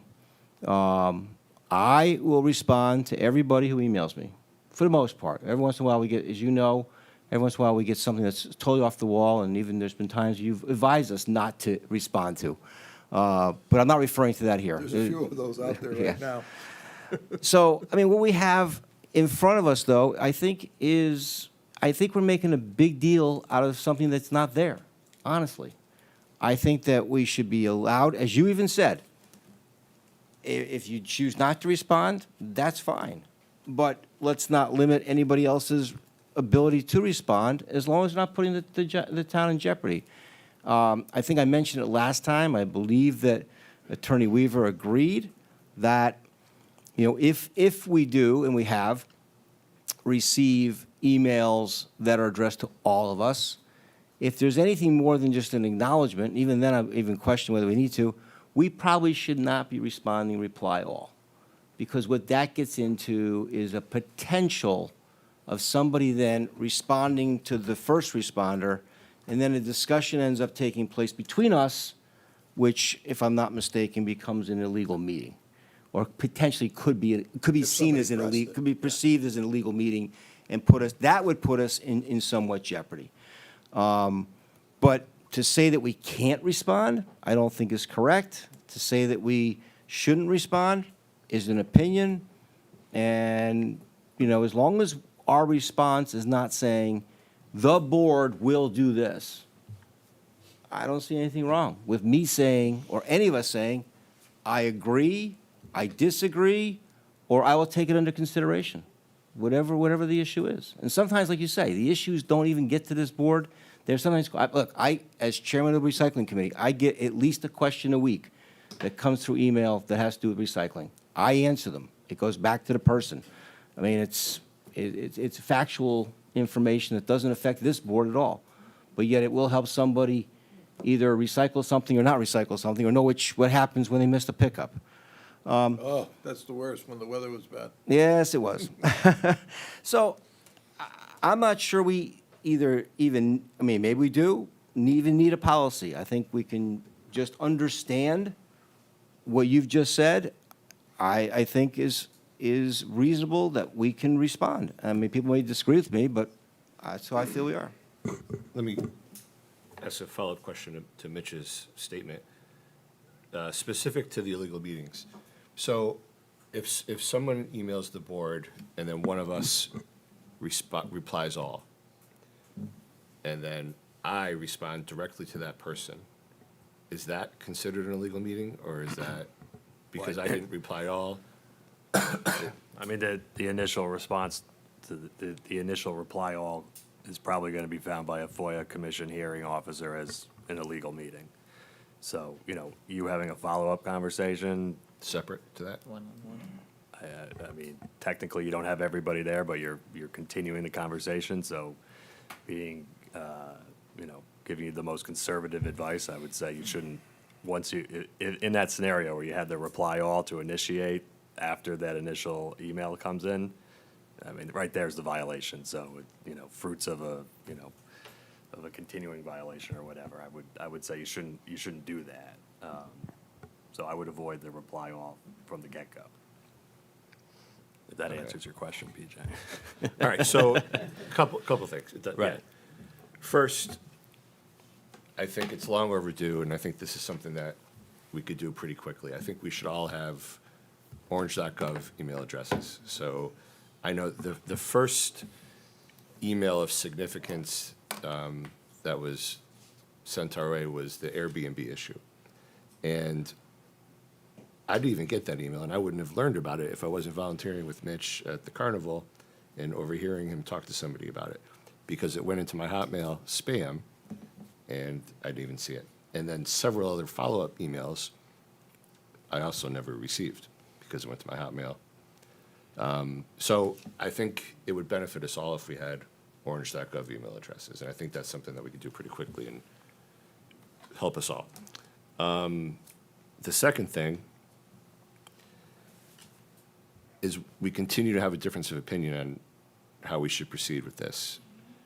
So I think it would probably benefit us all if we implemented a committee to put something together and come up with something that works for all of us. I think we're all in agreement, I don't want to speak for everybody, but I guess I'm gonna, that we want to address emails, communication that come in, concerns that come in from residents. We want to do it in a timely manner. And I think we all probably want the opportunity to do that. So we need to put something together that makes sense for all of us, that works for all of us. All right.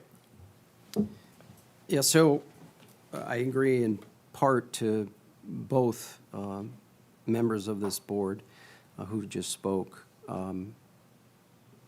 Again, what I find interesting is that we've probably all violated some rule. And we don't want to do that. So I agree that it would behoove us to set up a committee to figure out what's the appropriate method to address the public. And again, I concur with you, Your Honor, that it's not about limiting the public. In fact, it's just the opposite. We want to facilitate it so that we are doing it correctly, which ultimately protects the interest of the town. And just by way of example, the town of Orange gets sued because of something we do negligently. And insurance doesn't cover it for some reason. It affects the town. So when I bring up my concerns about having some type of uniformity, it is in the best interest of the town. It's not a way to limit communications with the town, as many emails suggested. That's the furthest thing from what I'm suggesting. You've heard multiple members just speak, and everybody has a different way of handling it. And in fact, I thought I was doing the right thing by hitting reply to all by saying, hey, thank you for your comments. We can't discuss it because it's an agenda item. And by the way, I even narrow it down to two things that I thought I said the first time last month, and that was when there's a public hearing and there's public participation, or when there's an agenda item, we shouldn't be having conversations with anybody about those things. And I'm not saying anybody did anything personally wrong, but it gives a sense of impropriety if we are hearing the public come up to there and saying, hey, thanks for that hot topic conversation. And I'm being facetious, obviously, but the law says if you heard something and you're sitting in a board, you got to recuse yourself because now you've been tainted. That's true. So there is a rule, there is a process. But I don't want to limit conversations with the public. We're here for a reason. And I agree with you, Mitch. We've done things for a long time, but the town's getting bigger. There's more demand on us with emails. And I certainly don't want to put this town in jeopardy for something that I may not know exactly what I should know as far as the law. You know, we're all volunteers. We're doing our best. But I think the email is a great suggestion. We should all have it. We shouldn't have independent emails. Like that way, if we have that FOI request, it's orange.gov. Then they should. Town should see everything we say. Plus, it's all on the server. Correct, and we're not hiding anything. No, Use no. it. Here we go. Have fun at it. Easier for everybody to find us Yeah. too, you know? But I think a committee's a great idea to hash these things out. I honestly think we have, as what we do 99.9% of the time in this board, we're unanimous on everything we do because we love this town. So having us sit in a meeting and have a conversation about how is the appropriate way to handle emails, I don't know. I'm interested. I mean, sure, put me on another committee, Coach. I'm ready. Let's go. I mean, just, Tomorrow, I will, Owen wants to speak, I know. That's okay. Tomorrow, an email will go out that will pick 4 of you. Oh, wait a minute, yeah, I gotta do 3.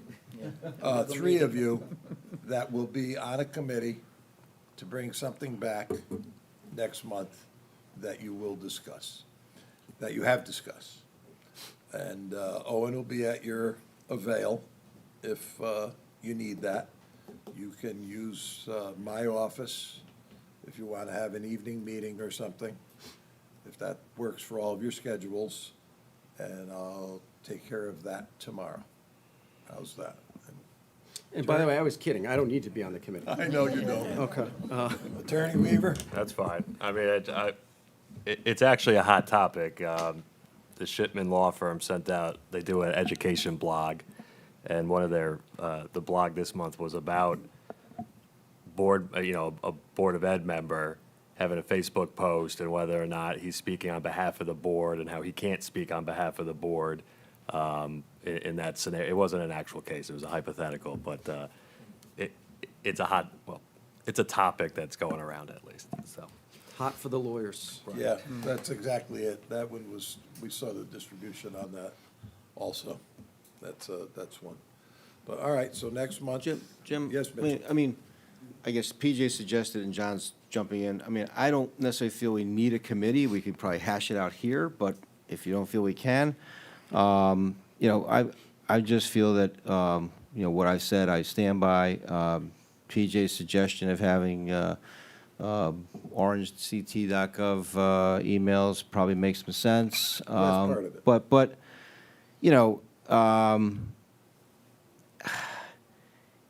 I don't think that, I mean, John, your concern is that somebody speaks to somebody who says something, and we've all of a sudden put people in jeopardy. It's not just the emails. We're all at the ball fields. We're all at the supermarket. We're all at the gas station. Wherever we are, we run into constituents, especially when we're all campaigning. We all have opinions. Our parties have opinions. We either stand by or don't stand by our party's opinions. I mean, it's no secret that certain people come to this board with some preconceived notions. I will admit, I came to this board thinking that we should have some sort of red light cameras in this town.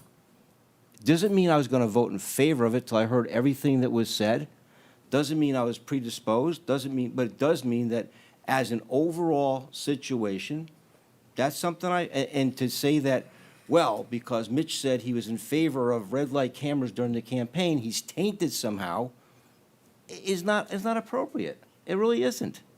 We all have opinions, but we all hash it out here at the table. And I When the issue comes up, we all listen.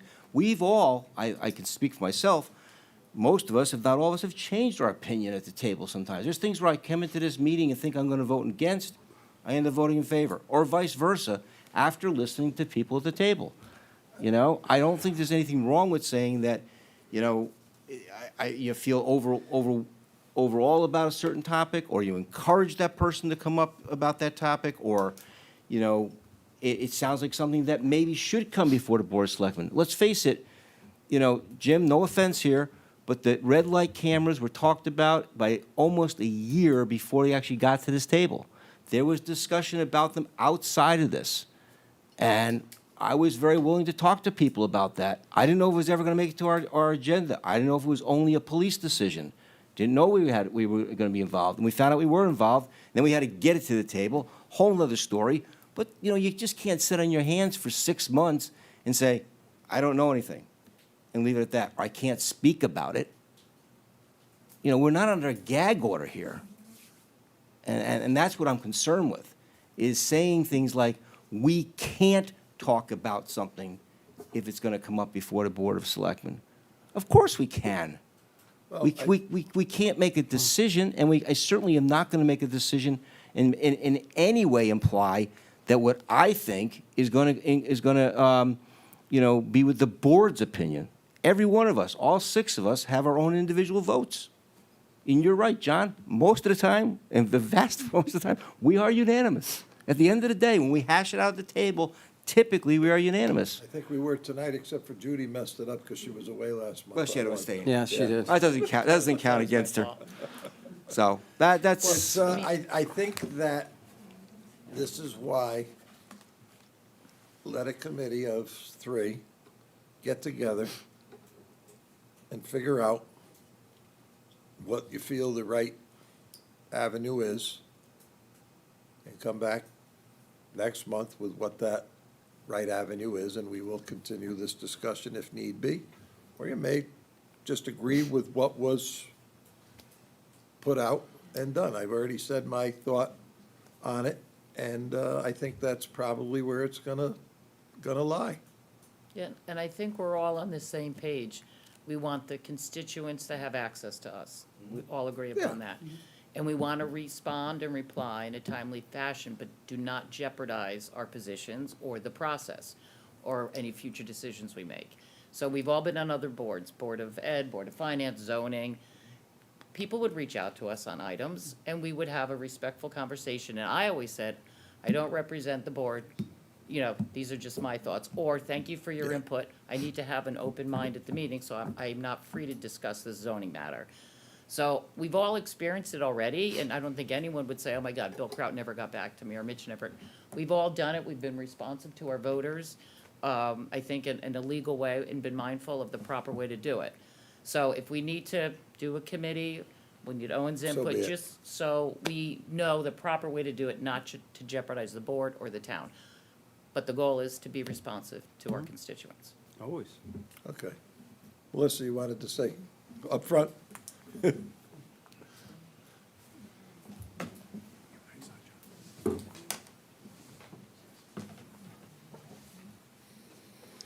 Hi, my name is Melissa Johnston. I live at 451 Herbert Street. Judy, thank you for saying that, because I think you guys are talking on 2 different tracks here. Talking about a track where individual representatives can speak with their constituents, and that's not what, I think that's a different track that you need to consider. When you're considering, when you form this committee, I think you need to do exactly what you just said. Every resident deserves a helpful response, and especially for us working parents, the helpful response is not always show up to the board, to the next meeting, because we can't always do it. On business trips, I have kids stuff, I try to come to as many meetings as possible, but sometimes it's just not possible to come and speak in the public comments. And it's also not possible to, we have to have some form of 2-way communication between us and our representatives. And I think you're exactly right. This board needs clarity around how to be the most helpful to their constituents, right? And that's what I think you don't have right now, because you don't know if the first selectman responded, or if you don't know he's going to respond, or you don't know, and even if something's not going to be on the agenda at the next meeting, because you get a lot of things that you can't put on the next agenda, right? Like, a helpful thing for this board to do would be to reach out in another 2 months and say, hey, that topic that you contacted us about 2 months ago? Hey, it's coming up now. That would be a good time to tell people. So it's about providing customer service that we provide every day in the business world. And I think that's what's lacking right now. And thank you for your comments. Thank you for everyone's comments on this matter, because, we want to make sure that we're the most helpful people to everybody in town. And I appreciate your effort to do that. Yes, sir.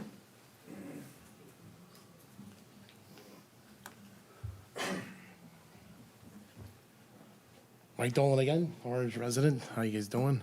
I spoke about this last time. Just want to follow up. I think you guys are on a great path towards everything. And, I know some people replied, without intent, you did nothing wrong. but I think it's the right path to have some type of guidelines to go by, because you know, you guys set an example for everybody out there. It's better to be preventative than, you know, to have an issue come up where it costs us money. And I also think that, you know, board members should also be responsible for their outside etiquette and have separate personal and business, you know, town accounts, like you were discussing with the emails over there. And I don't know, you have a Hotmail. I'm sorry. When you said Hotmail. Oh, my God, boomers. So anyway, so You're turning red. I saw a big difference. Oh, hold on. I saw a big difference from the other night, I'm sorry, last month when I was here, and tonight, and I think you guys are working together, you're on a good path. I think the committee's gonna work, you come up with a set of guidelines, and I'm proud of you guys. I saw some change tonight, good job. Thank you. Thank you. We'll let Elias So I have a it, Tom. Hotmail account because I've been a financial advisor for 25 years. and That was my original account, and some people still email me there, and I can't respond there, but I respond from my other email. Okay. All right, real quick. Okay, Mike? Tom. Real quick. And that account is, Go ahead. Tom Paisano, 523 Fairway Road. I've been emailing these guys and their predecessors for years and years, and I've always got the appropriate comment. John recently and everybody, each one of you always said to me, come here, you know, and it's an agenda item, so that's how we'll discuss it. And we just give you some input. So I think it works great. I think everybody's so professional here. Despite my shortcoming with a few of you, that isn't the procedure. That is the problem. You know, there might be an issue. And Jim, in all my years, as long as it's an agenda item, I got to talk, except for once. We'll talk about that later. Oh, dear God. Is there, if there's nobody else, we're gonna move to adjourn. Are you all set? Oh, come on. You just wanted to be last on purpose. I won't be last. Dee Dee Leboff, 660 Broadview Road in Orange. My concern about this whole issue is that, first of all, you people are elected. You're elected by the people. So if the people want to talk to you, I don't see how you can neglect doing that. It's important, and whether it's on the street or whether it's at a park or whether it's at the board, that's really important. The other thing is, you know, to suggest that they come to this meeting, there are a lot of people, as the young lady just said before, that just can't come on any regular basis. They can't come because they have children, they can't come because of their job. I had 2 sick dogs last year. It was very hard to leave them. I didn't when I needed to be with them.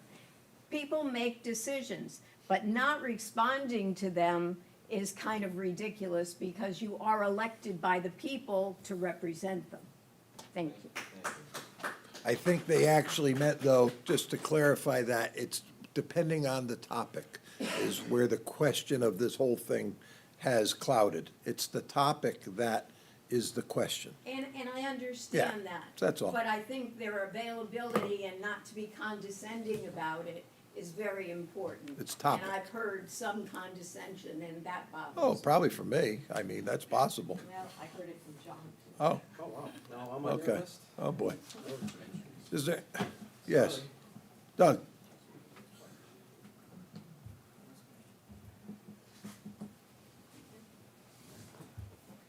Last night he's a photographer, tonight he's working. And all those pictures will be, some of them will be up on And there were a lot of them, too. 109.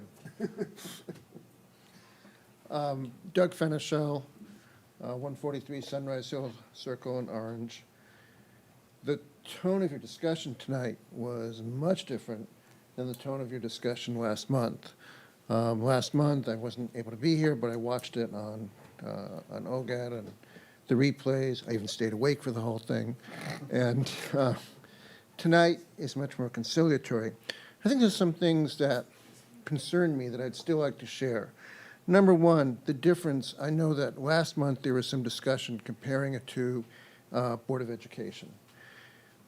To me, a Board of Education, any Board of Education, is there primarily to to supervise, to counsel an executive, a superintendent, somebody who's running a school system. You guys are legislators. You call yourself selectmen, you're legislators the same way congresspersons are legislators, same way our state representatives and state senators are legislators. And as such, we have a constitutional right, both at the state and federal levels, to have you hear our grievances, to have our grievances redressed. Doesn't mean you have to respond, but if you look through history, those who don't respond tend to be looking for a job at the next election. I just want to point out that if we take the time to talk with you, either by sending you an email, sending you a letter, talking to you at the carnival, whatever it is,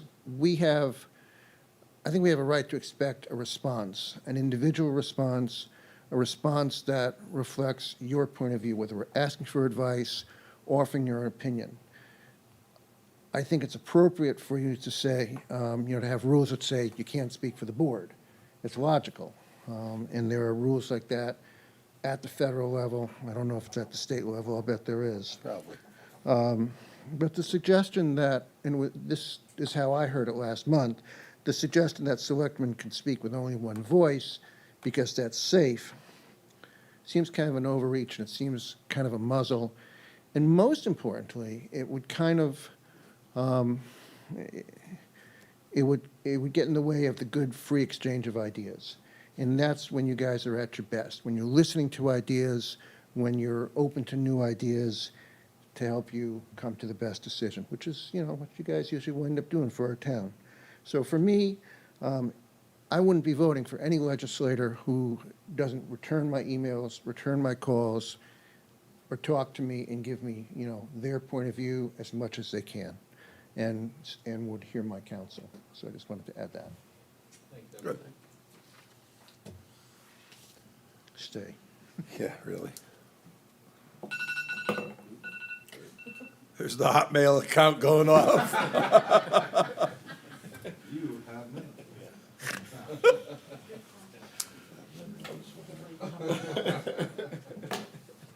Okay.